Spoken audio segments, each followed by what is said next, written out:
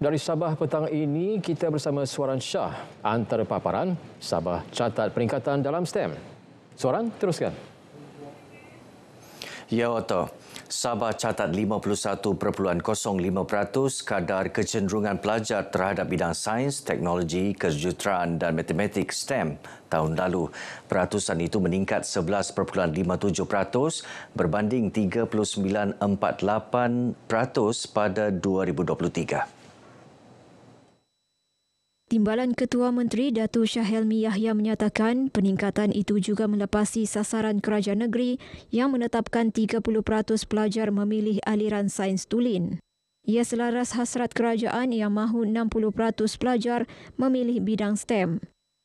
2024 menunjukkan ada peningkatan sehingga lebih 50% penglibatan pelajar dalam aliran sains, teknologi, engineering dan juga matematik.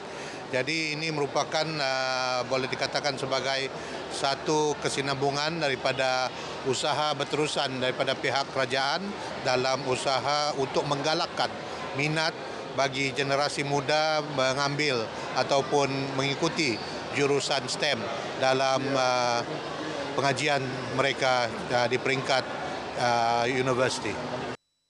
Beliau ditemui media selepas merasmikan program Jalinan Sehat STEM Ed Petagas di SMK Petagas. Mengulas program Profesor Ed School yang berlangsung sama, Datuk Shah Helmi yakin ia mampu memupuk minat pelajar dalam bidang STEM. Inisiatif Universiti Malaysia Sabah UMS ini bertujuan membimbing pelajar memilih bidang STEM sebagai pilihan kerjaya masa depan. Ibu bapa perlu mengutamakan pendidikan anak-anak. Ketua Setiausaha Kementerian Perpaduan Negara, Datuk Ruji Ubi berkata ini penting bagi menjamin masa depan lebih baik sekaligus mengeluarkan mereka daripada kemiskinan. Saya pesan kepada ibu bapa beri tumpuan pada mereka sebab yang boleh mengubah status mobilisasi sosial masyarakat hanyalah melalui pendidikan dan sudah tentu saya sentuh juga mengenai kepentingan menjaga keselamatan komuniti dan perpaduan. Datuk Ruji menyatakan demikian dalam program pengurusan berasaskan komuniti daerah Tawau. Program disertai lebih 200 pelajar tingkatan 5 dan 6 serta ibu bapa. Daerah Tawau menjadi lokasi pertama pewujudan klinik kecerdasan buatan AI di Sabah. Ia salah satu inisiatif strategik meningkatkan akses kepada rawatan kesihatan berkualiti terutama di kawasan luar bandar. Menurut ahli Parlimen Tawau, Datuk Law Su Fui, projek kini memasuki fasa akhir kelulusan lesen dan dijangka beroperasi September ini. Pelaksanaannya melibatkan kerjasama Kementerian Kesihatan, Kementerian Sains, Teknologi dan Inovasi, Majlis Perbandaran Tawau serta rakan strategik lain. Dengan ini cara AI, kita dapat menerima rawatan secara long distance. Kita boleh menerima rawatan, nasihat atau pandangan itu doktor walaupun doktor itu dia di luar negara. Dan ini kita boleh menyelamatkan lebih banyak nyawa atau kita boleh mengelakkan lebih banyak ini masalah-masalah khususnya dari segi perubatan dan perawatan. Beliau bercakap dalam sidang media sempena program Selangkah ke Menara Gading yang dihadiri lebih 3,000 pelajar. Turut dilancarkan pertandingan SMJ Drone 2025 yang menjadi platform melahirkan pelajar mahir teknologi.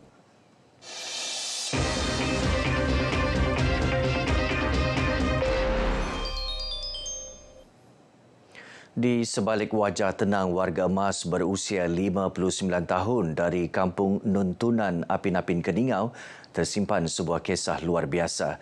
Dialah suami, dialah isteri. Ikuti kisah seorang bapa tunggal bersama Edith Joseph sempena Hari Bapa.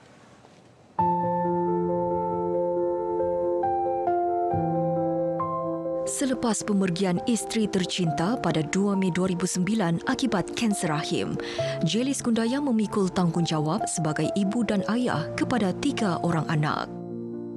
Dalam keadaan serba kekurangan pada usia 43 tahun, beliau menjadi pencari nafkah, guru, pendengar dan pelindung. Dalam diam, beliau membesarkan anak-anaknya dengan penuh kasih dan disiplin.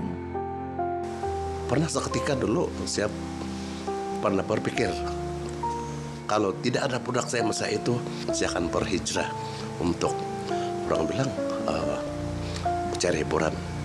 Tapi memandangkan saya ada 3 anak kecil yang perlu perhatian pada ketika itu, jadi saya berkorban. Kini ketiga-tiga anaknya berjaya dalam kehidupan.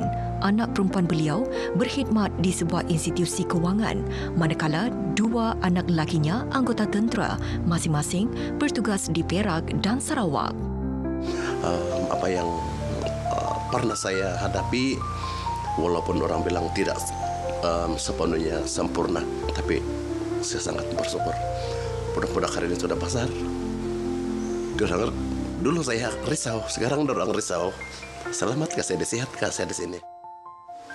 Sejujurnya sangat sedih, sebab saya tidak dapat merasakan macam mana itu kasih sayang seorang ibu kepada anak dia, bah. Tapi walaupun saya tidak ibu sudah, tapi saya masih merasakan itu kehadiran sebab bapak saya dia tidak pernah meninggalkan kami lah. Hari ini, walaupun anak-anaknya sudah dewasa dan berjaya, Jailis tetap berbakti.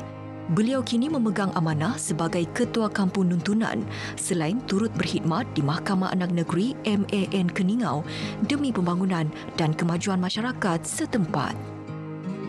Saya dapat simpulkan bahawa beliau cukup komited dengan tugas-tugas harian yang beliau sandang pada ketika inilah. Semoga kita sebagai bapa ini tabah untuk mendepani kerana anak-anak, untuk membesarkan, menyekolahkan. Orang ini memang baik dan bertanggung jawab lah.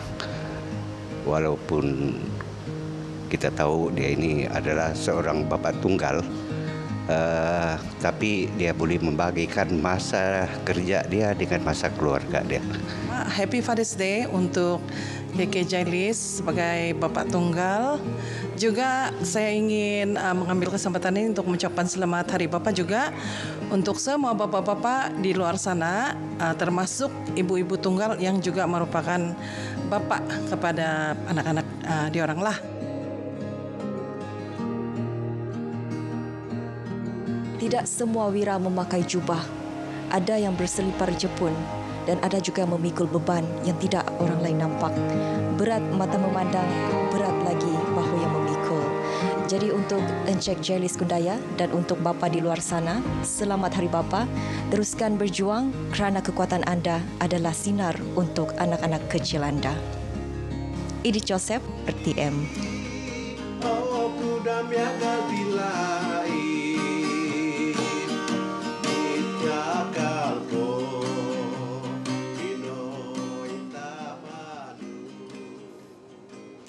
Setiausaha berkhidmat dalam sektor perkhidmatan awam negeri perlu menekankan 3 elemen penting dalam kerjaya kesetiausahaan.